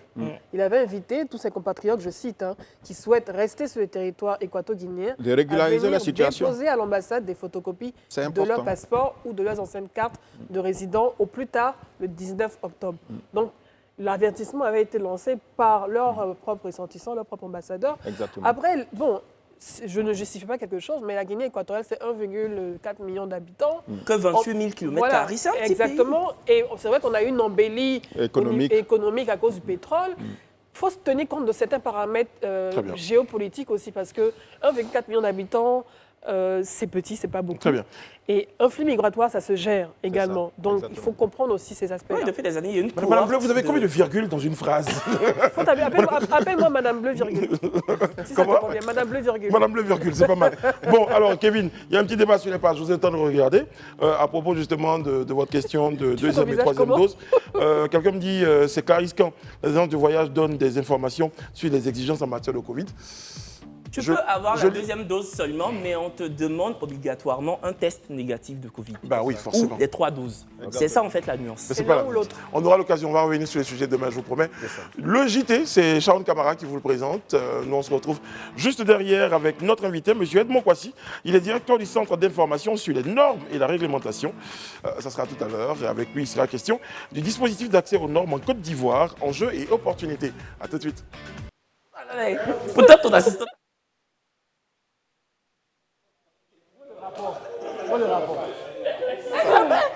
Ah, elle savait Il y a bien. même pas 2 minutes. Non, mais justement, tu tombes dans l'idée qu'ils l'ont appelé pour dire qu'il ne faut pas nous dire. Tout ce qui était dans la C'est vilain. Allez-moi quand elle arrive, là.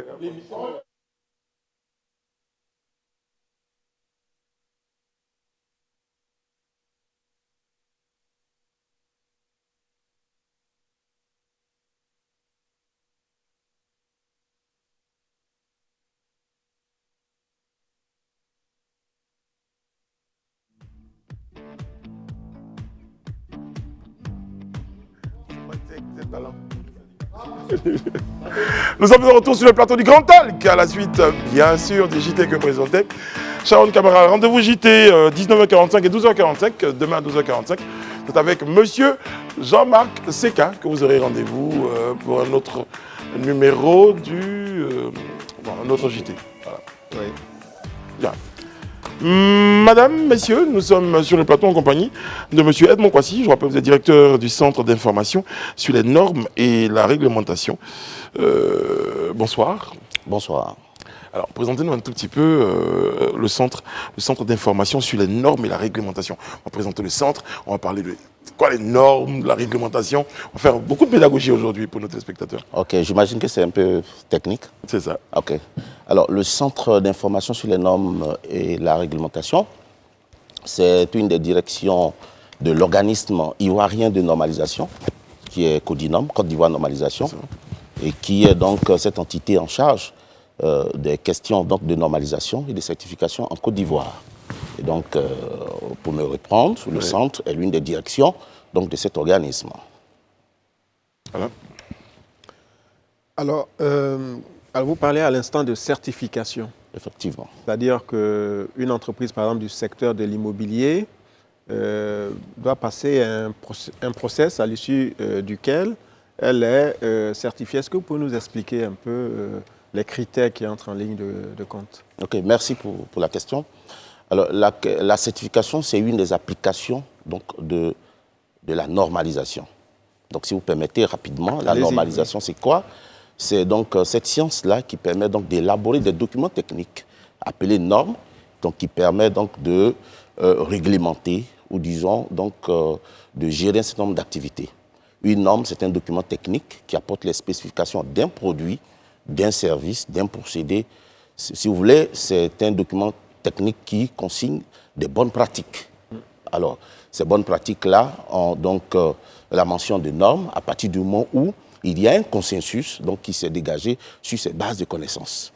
Partant de là, la certification va intervenir pour, disons, apporter la preuve qu'une activité, un produit ou un service a été donc fondé ou a été donc mis sur pied en respectant la norme concernée.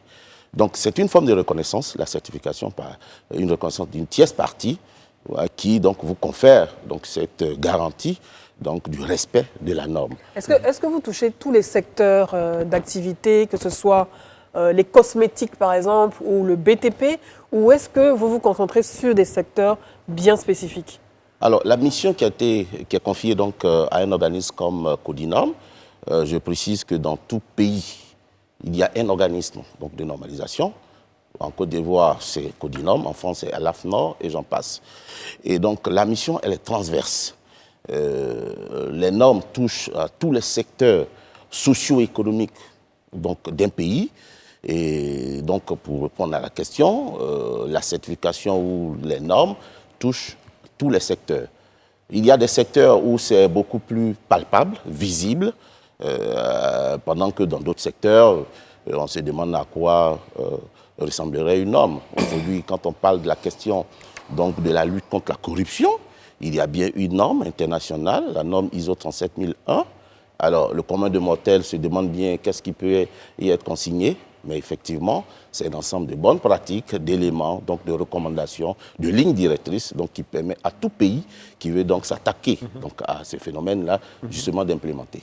Alors, est-ce qu'on certifie, pour parler de la certification, est-ce qu'on certifie de la même manière une entreprise, par exemple, du secteur immobilier et une entreprise qui évolue dans le secteur, par exemple, de l'eau minérale?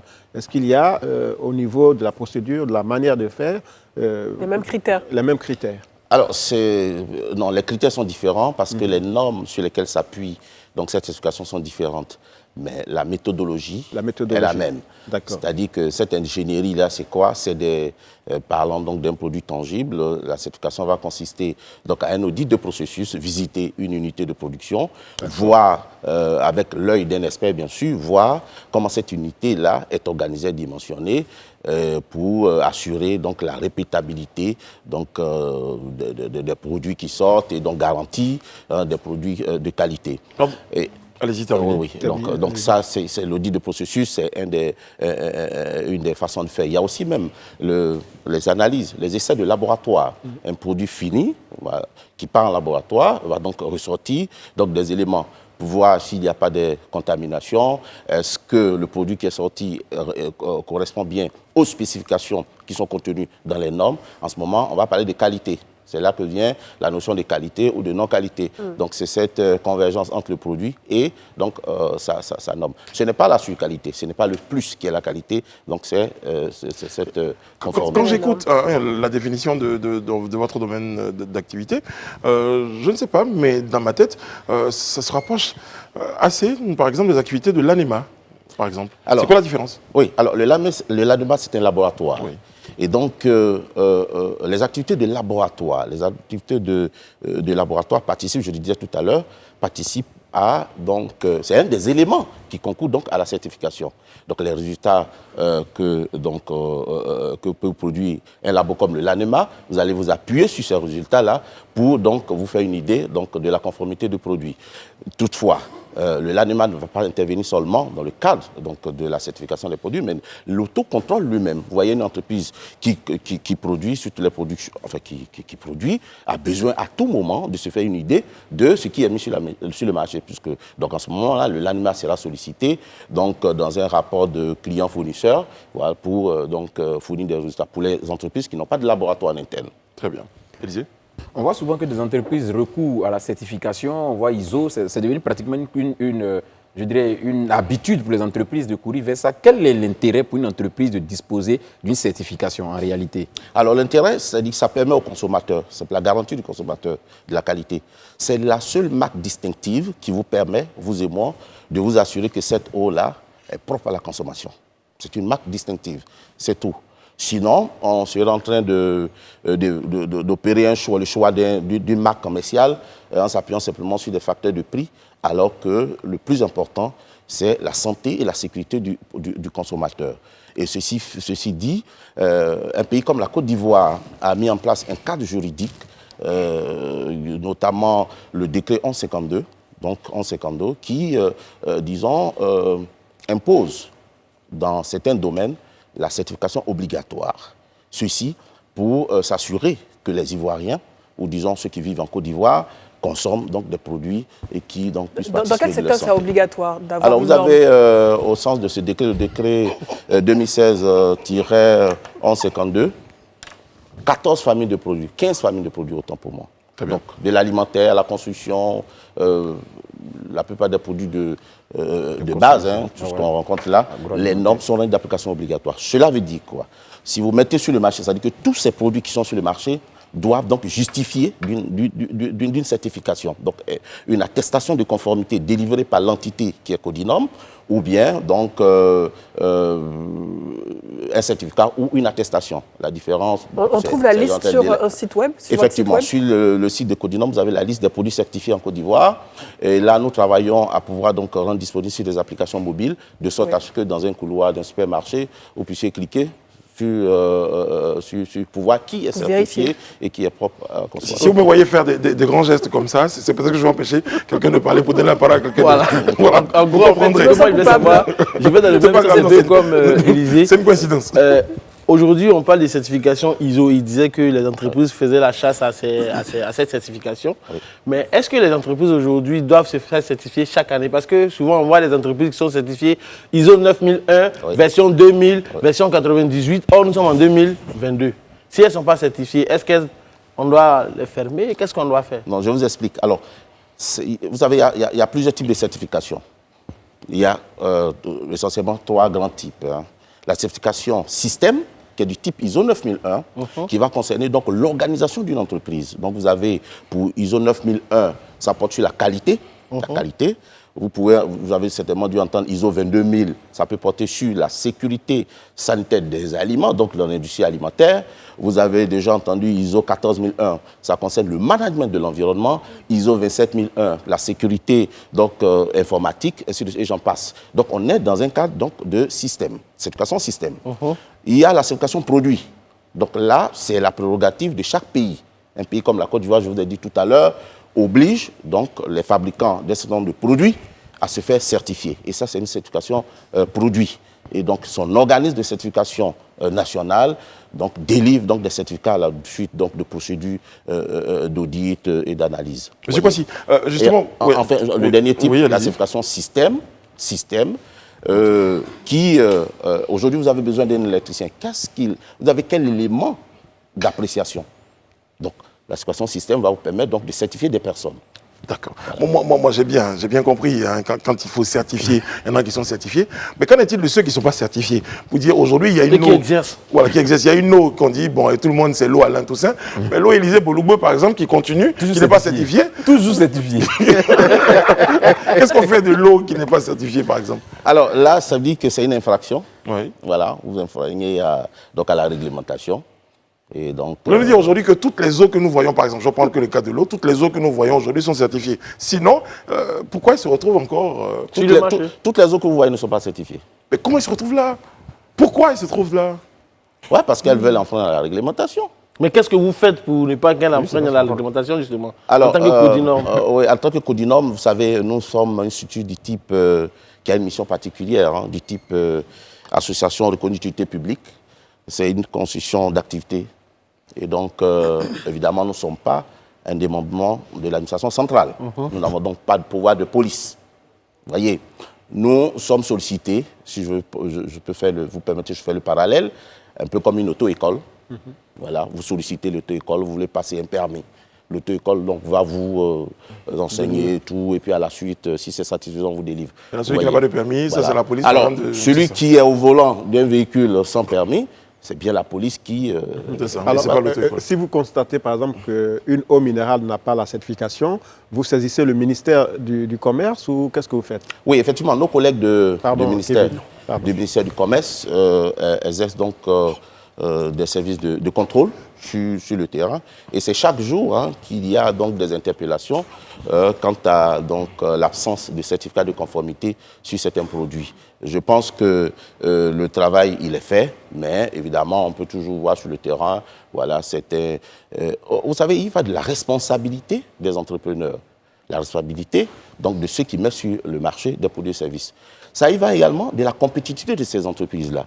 Vous ne pouvez pas franchir les frontières de la Côte d'Ivoire pour pouvoir exporter, et surtout dans le cadre donc, de la libéralisation ou disons, des ouvertures de marché, si vous n'avez pas cette culture normative, parce que vous êtes inscrit dans un lacisme, vous produisez en zone industrielle, on vous interpelle chaque fois, vous ne voulez pas vous mettre, mais votre compétitivité est mise à mal, parce que vous ne pouvez même pas exporter au Ghana, vous ne pouvez pas exporter au Nigeria, ainsi de suite. Donc c'est une question centrale, effectivement, vous avez raison. Et donc nous vous remercions d'ailleurs de nous recevoir sur ces plateaux-là, l'occasion pour nous de toujours sensibiliser les uns et les autres donc, quant à la conformité de leurs produits. On va faire des propositions tout à l'heure, je vous promets. Kevin Aubin. Oui, moi je voudrais savoir, monsieur, de façon matérielle, comment vous arrivez à évaluer un produit, enfin, comment ça se fait en fait, de façon matérielle? Comment vous savez justement que ce produit-là doit être conforme, en tout cas que ce produit est conforme aux normes et que celui-là ne l'est pas? Alors un produit est conforme aux normes, ça peut, je vous l'ai dit tout à l'heure, une chaîne de production, déjà, par rapport à un auditeur et donc un expert, il peut tout de suite révéler donc, des irrégularités. Vous êtes par exemple dans l'alimentaire, vous produisez de l'eau, et puis vos installations sont au mépris des règles de base d'hygiène. Ça déjà, c'est un élément qui pose problème. De façon concrète, allons-y en mise en situation. Kevin Aubin qui a son unité, aujourd'hui a envie, par exemple, de production d'eau, a envie aujourd'hui de savoir s'il est dans les normes ou pas. Il rentre en contact avec vous, vous faites venir une équipe. Effectivement. Donc, pour déjà visiter ces installations. Visiter ces installations, donc faire un audit, faire des prélèvements, aller au laboratoire, donc regarder un peu ce que le produit final donc, contient. Vous savez, ce qui va sortir donc, de cette analyse de laboratoire est la conséquence donc, d'actes en amont, de mauvaises pratiques, de bonnes pratiques qui n'ont pas été. Donc l'idée donc, de la certification, c'est de vous accompagner. Donc on sortira les résultats. S'il y a des écarts, on vous les présentera. Les résultats sortent en combien de temps? Ça dépend du produit. On a pris le cas de l'eau, par contre. Et ça dépend donc de ce que vous voulez regarder comme paramètres. Il y a des paramètres, en 2 heures, vous pouvez les ressortir. Tandis que, bon, il y a d'autres... Et c'est payant? Oui, c'est payant. D'accord. C'est payant. En fait, c'est comme vous partez donc, au laboratoire biomédical pour vous faire un prélèvement, pour voir un peu l'état de votre santé. C'est la même logique. D'accord, ok. Voilà. Ok. En fait, Brice, le problème, c'est que je voulais raconter juste une petite anecdote. C'est que j'ai été aux États-Unis et là-bas, il y a des constructeurs de véhicules que je n'ai pas vus sur le terrain. Ça, ce n'est pas ton problème. Les gens ont entendu, ils l'ont entendu. Et du coup, En fait, j'ai demandé pourquoi il n'y a pas ce type de véhicule chez eux ici. Et ils m'ont dit en fait que ces véhicules ne respectaient pas les normes de chez eux. Or, vous, Codinome, il y a des produits qui quittent à l'étranger, qui rentrent chez nous, mais ils n'ont pas fait de certification chez vous pour savoir que ce produit est vraiment certifié. Pourtant, on le consomme ici. Qu'est-ce que vous faites pour régler cette problématique? Je vais vous étonner parce que l'État de Côte d'Ivoire a pris des dispositions. Il y a ce qu'on appelle le programme VOC, Verification of Conformity, qui existe aujourd'hui. Et donc, ce programme-là consacre la vérification avant embarquement de tout produit vers la destination Côte d'Ivoire. Alors, il y a 4 opérateurs qui, SGS, Bureau Veritas, Intertech et Codena, je cite tout le monde, hein, donc il n'y a pas de publicité. C'est pas grave. Non, voilà, donc, et qui ont été commis, de faire ces contrôles avant donc, que la cargaison ne vienne vers la Côte d'Ivoire. Donc il y a un dispositif qui existe. Peut-être qu'il faut davantage le renforcer, mais ce dispositif, il existe. Voilà, il existe pour justement regarder la question de la conformité. Mais et la question de la corruption? Parce que quand on sait qu'aujourd'hui, même au port ou à l'aéroport, il y a des produits qui passent parce qu'il y a des gens qui sont corrompus. Qu'est-ce que vous faites? Alors, peut-être qu'on va poser la question à la haute autorité. Salatana connaît la réponse. Franchement, il a raison. Salatana connaît la réponse. Rapidement, vos relations avec une institution qu'on appelle le Bureau Veritas. Oui. Je voulais savoir quel est l'état de votre coopération. Et rapidement, un cas auquel j'ai été confronté, il y a un semestre, j'étais en déplacement en Europe et on m'a parlé de vaccins qui n'étaient pas, ou bien d'un pass sanitaire qui n'était pas aux normes européennes. C'est ça. Et j'ai été choqué. Voilà, je pensais que le fait de se voir administrer AstraZeneca et autres fabriqués d'ailleurs en Europe suffisait. On m'a dit non, votre pass sanitaire n'est pas aux normes européennes. Donc, est-ce qu'au niveau sanitaire, justement, il y a cette volonté d'harmoniser les choses? Oui. Alors, tout s'inscrit lorsque vous vous trouvez dans le même espace commercial où vous travaillez ensemble, la tendance aujourd'hui, c'est l'harmonisation des normes. Je prends le cas de la Côte d'Ivoire qui travaille au niveau de la CEDEAO, donc avec les pays de la CEDEAO, à harmoniser les normes. Ceci pour faciliter la libre circulation des biens. Sinon, les obstacles au commerce sont tout de suite créés. C'est avec les normes, on peut démanteler les droits de douane, mais c'est avec les normes qu'un pays peut donc fermer son marché. Donc l'idée, c'est ça. L'exemple que vous prenez dans le cas des passes, c'est-à-dire que chaque pays, si vous voulez, a sa norme. Et donc, un élément peut ne pas concorder. Ça ne veut pas dire que ce vaccin n'est pas forcément bon, mais en fonction donc, de la réalité socio-culturelle de l'espace dans lequel on se retrouve. Ce sont même des laboratoires dans lesquels ils sont fabriqués, parce qu'il y a des vaccins qui avaient été de la même marque, qui étaient fabriqués en Inde, qui n'étaient pas acceptés. C'est la même chose comme les véhicules, par rapport au taux d'émission, qui sont donc, il y a les véhicules qui peuvent circuler ici, ça ne peut pas circuler autant. Le cas de Bureau Veritas, c'est des organismes d'inspection. Il y a ce qu'on appelle l'infrastructure qualité. Cette infrastructure qualité est composée de plusieurs acteurs. Les acteurs d'élaboration des normes, les acteurs de certification, les laboratoires, et puis les organismes d'inspection. Vous voyez, donc c'est un des acteurs. Et ils sont donc dans l'inspection privée. C'est pourquoi la plupart du temps, c'est des services au gouvernement. Ils sollicitent auprès du gouvernement, donc ces services-là. Donc c'est une concession d'activité qui est faite, notamment dans le cas du VOC dont j'ai parlé, la Côte d'Ivoire, donc avec tous les dépendants. Bien sûr, Codinome est au centre. Voilà, nous avons concédé, bien sûr, ces activités-là. Donc, c'est la même activité. D'accord. On voit sur des panneaux publicitaires, on a entendu parler, en tout cas, on a lu dans la presse et on a entendu parler dans les médias, de la plateforme nationale d'accès aux normes et veille normative. Effectivement. PEVAN. De quoi s'agit-il? Comment a-t-on accès à cette plateforme-là et quelle est son utilité? Alors, PEVAN, c'est, vous l'avez dit, plateforme de veille et d'accès aux normes. La première chose pour vous et moi, c'est d'accéder d'abord aux normes, avant même de parler même de son application. Donc pendant longtemps, ça a été un des défis. Et aujourd'hui, nous avons pu mettre en place cette plateforme-là qui permet à tout organisme, à toute entreprise, même aux étudiants, d'accéder, donc à travers un système d'abonnement, d'accéder aux normes de leur domaine d'activité. Vous voyez par exemple dans le monde universitaire, aujourd'hui, ça va vite. Le sujet de l'informatique, de la santé, qui va très vite aujourd'hui, est supporté par des milliers de normes. Mais l'idée, c'est qu'au niveau de la Côte d'Ivoire, nous puissions mettre à disposition ces ressources-là au personnel ou aux étudiants dans le domaine. Et donc, c'est cela la même chose dans tous les secteurs d'activité.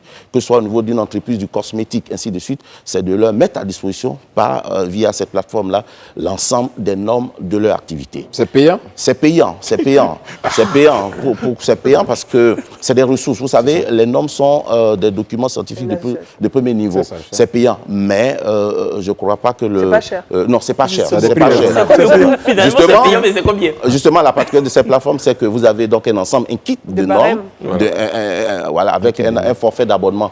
Voilà. Moi, je veux dire, tout à l'heure, j'ai pris le bon exemple. Combien avant de passer... Non, vous savez, selon que vous avez accès, je prends une entreprise comme la CI qui est à peu près... Allons-y à Boubou. Non, je viens pour vous donner un ordre de grandeur. Voilà, qui se retrouve avec 800 normes. 800 normes à manipuler, 800 normes au quotidien, ne payera pas la même chose qu'une entreprise qui a besoin peut-être de 5 normes qui encadrent juste son activité. J'espère que vous avez compris que le monsieur ne va pas vous donner les prix. Non, en fait, les prix, je n'ai pas. Alors, mais vous allez prendre le même voilà. Il faut aller sur le PEVAN. Le PEVAN, c'est-à-dire qu'avec 500 000 francs, avec 500 000 francs par an, une entreprise de taille moyenne, je ne dis même pas une petite entreprise, de taille moyenne, a accès aux normes. Monsieur Kwasi, je voudrais avoir votre commentaire sur un fait d'actualité qui s'est passé dernièrement, une jeune TikTokeuse qui fait la promotion de produits éclaircissants. On sait que les produits cosmétiques pour bébés, bon voilà, ça c'est un autre cas. On sait que les produits cosmétiques, je ne parle pas seulement des produits éclaircissants, mais les produits cosmétiques en général, c'est devenu une nouvelle manne aussi pour les entrepreneurs qui se lancent dedans, qui ne sont pas forcément formés aussi à l'utilisation de ces produits, qui manipulent ces produits comme des chimistes. Est-ce que selon vous, il faudrait imposer une norme à tout produit cosmétique produit en local pour protéger les consommateurs et les consommatrices? Alors, le cosmétique, c'est l'un des secteurs les plus réglementés en Côte d'Ivoire. Parce qu'il y a la norme, et puis lorsque la norme est rendue d'application obligatoire, ça devient ce qu'on appelle un règlement technique. Et vous avez plusieurs, en fonction des produits, puisque le cosmétique, c'est une vaste gamme de produits. Si vous prenez les éclaircissants, c'est clair. Le taux, les critères, tous les éléments, les ingrédients autorisés, ce qui n'est pas autorisé, vous les retrouvez dans ces normes-là. Mais on le disait tout à l'heure, ce n'est pas respecté. Non, ce n'est pas respecté du tout. Normalement, ce qu'on appelle les éclaircissants, c'est de la cuisine locale qui est faite pour obtenir un résultat. Alors l'effet, c'est que ça a de graves conséquences. C'est la peau, c'est la santé. Moi, j'ai le bon exemple. Est-ce que vous pensez qu'on devrait ça devait être imposé? C'est déjà imposé. C'est déjà imposé. Cosmétiques, c'est pas respecté. Et autres, on devait voir la norme. On devait pouvoir voir, Et ce n'est pas le cas. Ce n'est pas le cas. Justement, on parle de mauvais élèves. Je parlais tout à l'heure du bon élève qui est Kevin Aubin, qui décide de contacter le centre d'information, donc le Codinorm, pour leur dire ça y est, j'ai un produit, j'aimerais bien que vous fassiez donc l'expertise de ce produit-là pour savoir s'il est aux normes. Ça, c'est le bon élève. Puis il y a le mauvais élève, Daouda, qui ne passe pas par le Codinorm et qui met son produit sur le marché. Vous avez une plateforme de veille. Lorsque vous apercevez cela, qu'est-ce que vous mettez comme action? Est-ce qu'il y a des produits qui ont été retirés? Est-ce qu'il y a des produits qui ont été sanctionnés? Vous faites des signalements? Oui. Oui, nous faisons des signalements à nos collègues chargés donc, de la répression des fraudes, qui au quotidien donc, verbalisent. Mais après, c'est difficile. C'est difficile. C'est difficile. Voilà. Ce qu'il faut, c'est une culture normative, une révolution. Vous et moi, même en tant que consommateurs, aujourd'hui, si nous sommes guidés donc, par la qualité des produits certifiés, ça va booster, si vous voulez, les uns et les autres qui mettent le produit. Désormais, en tant que consommateur, on ne devrait plus consommer des produits qui ne sont pas certifiés. Il faut être exigeant. Il faut être exigeant.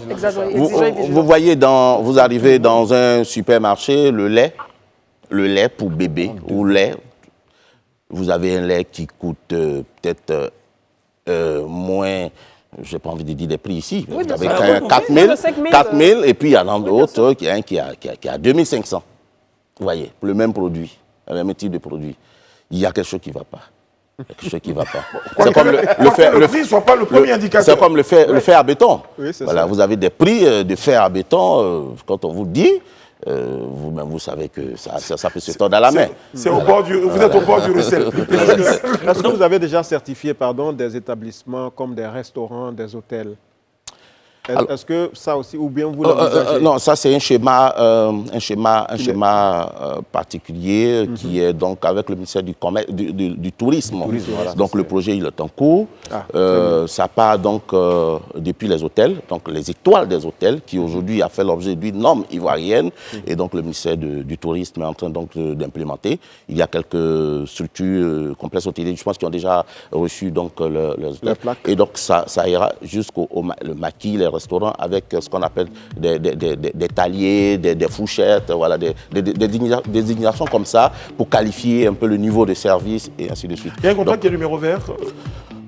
Oui. Alors, le contrat, je veux dire...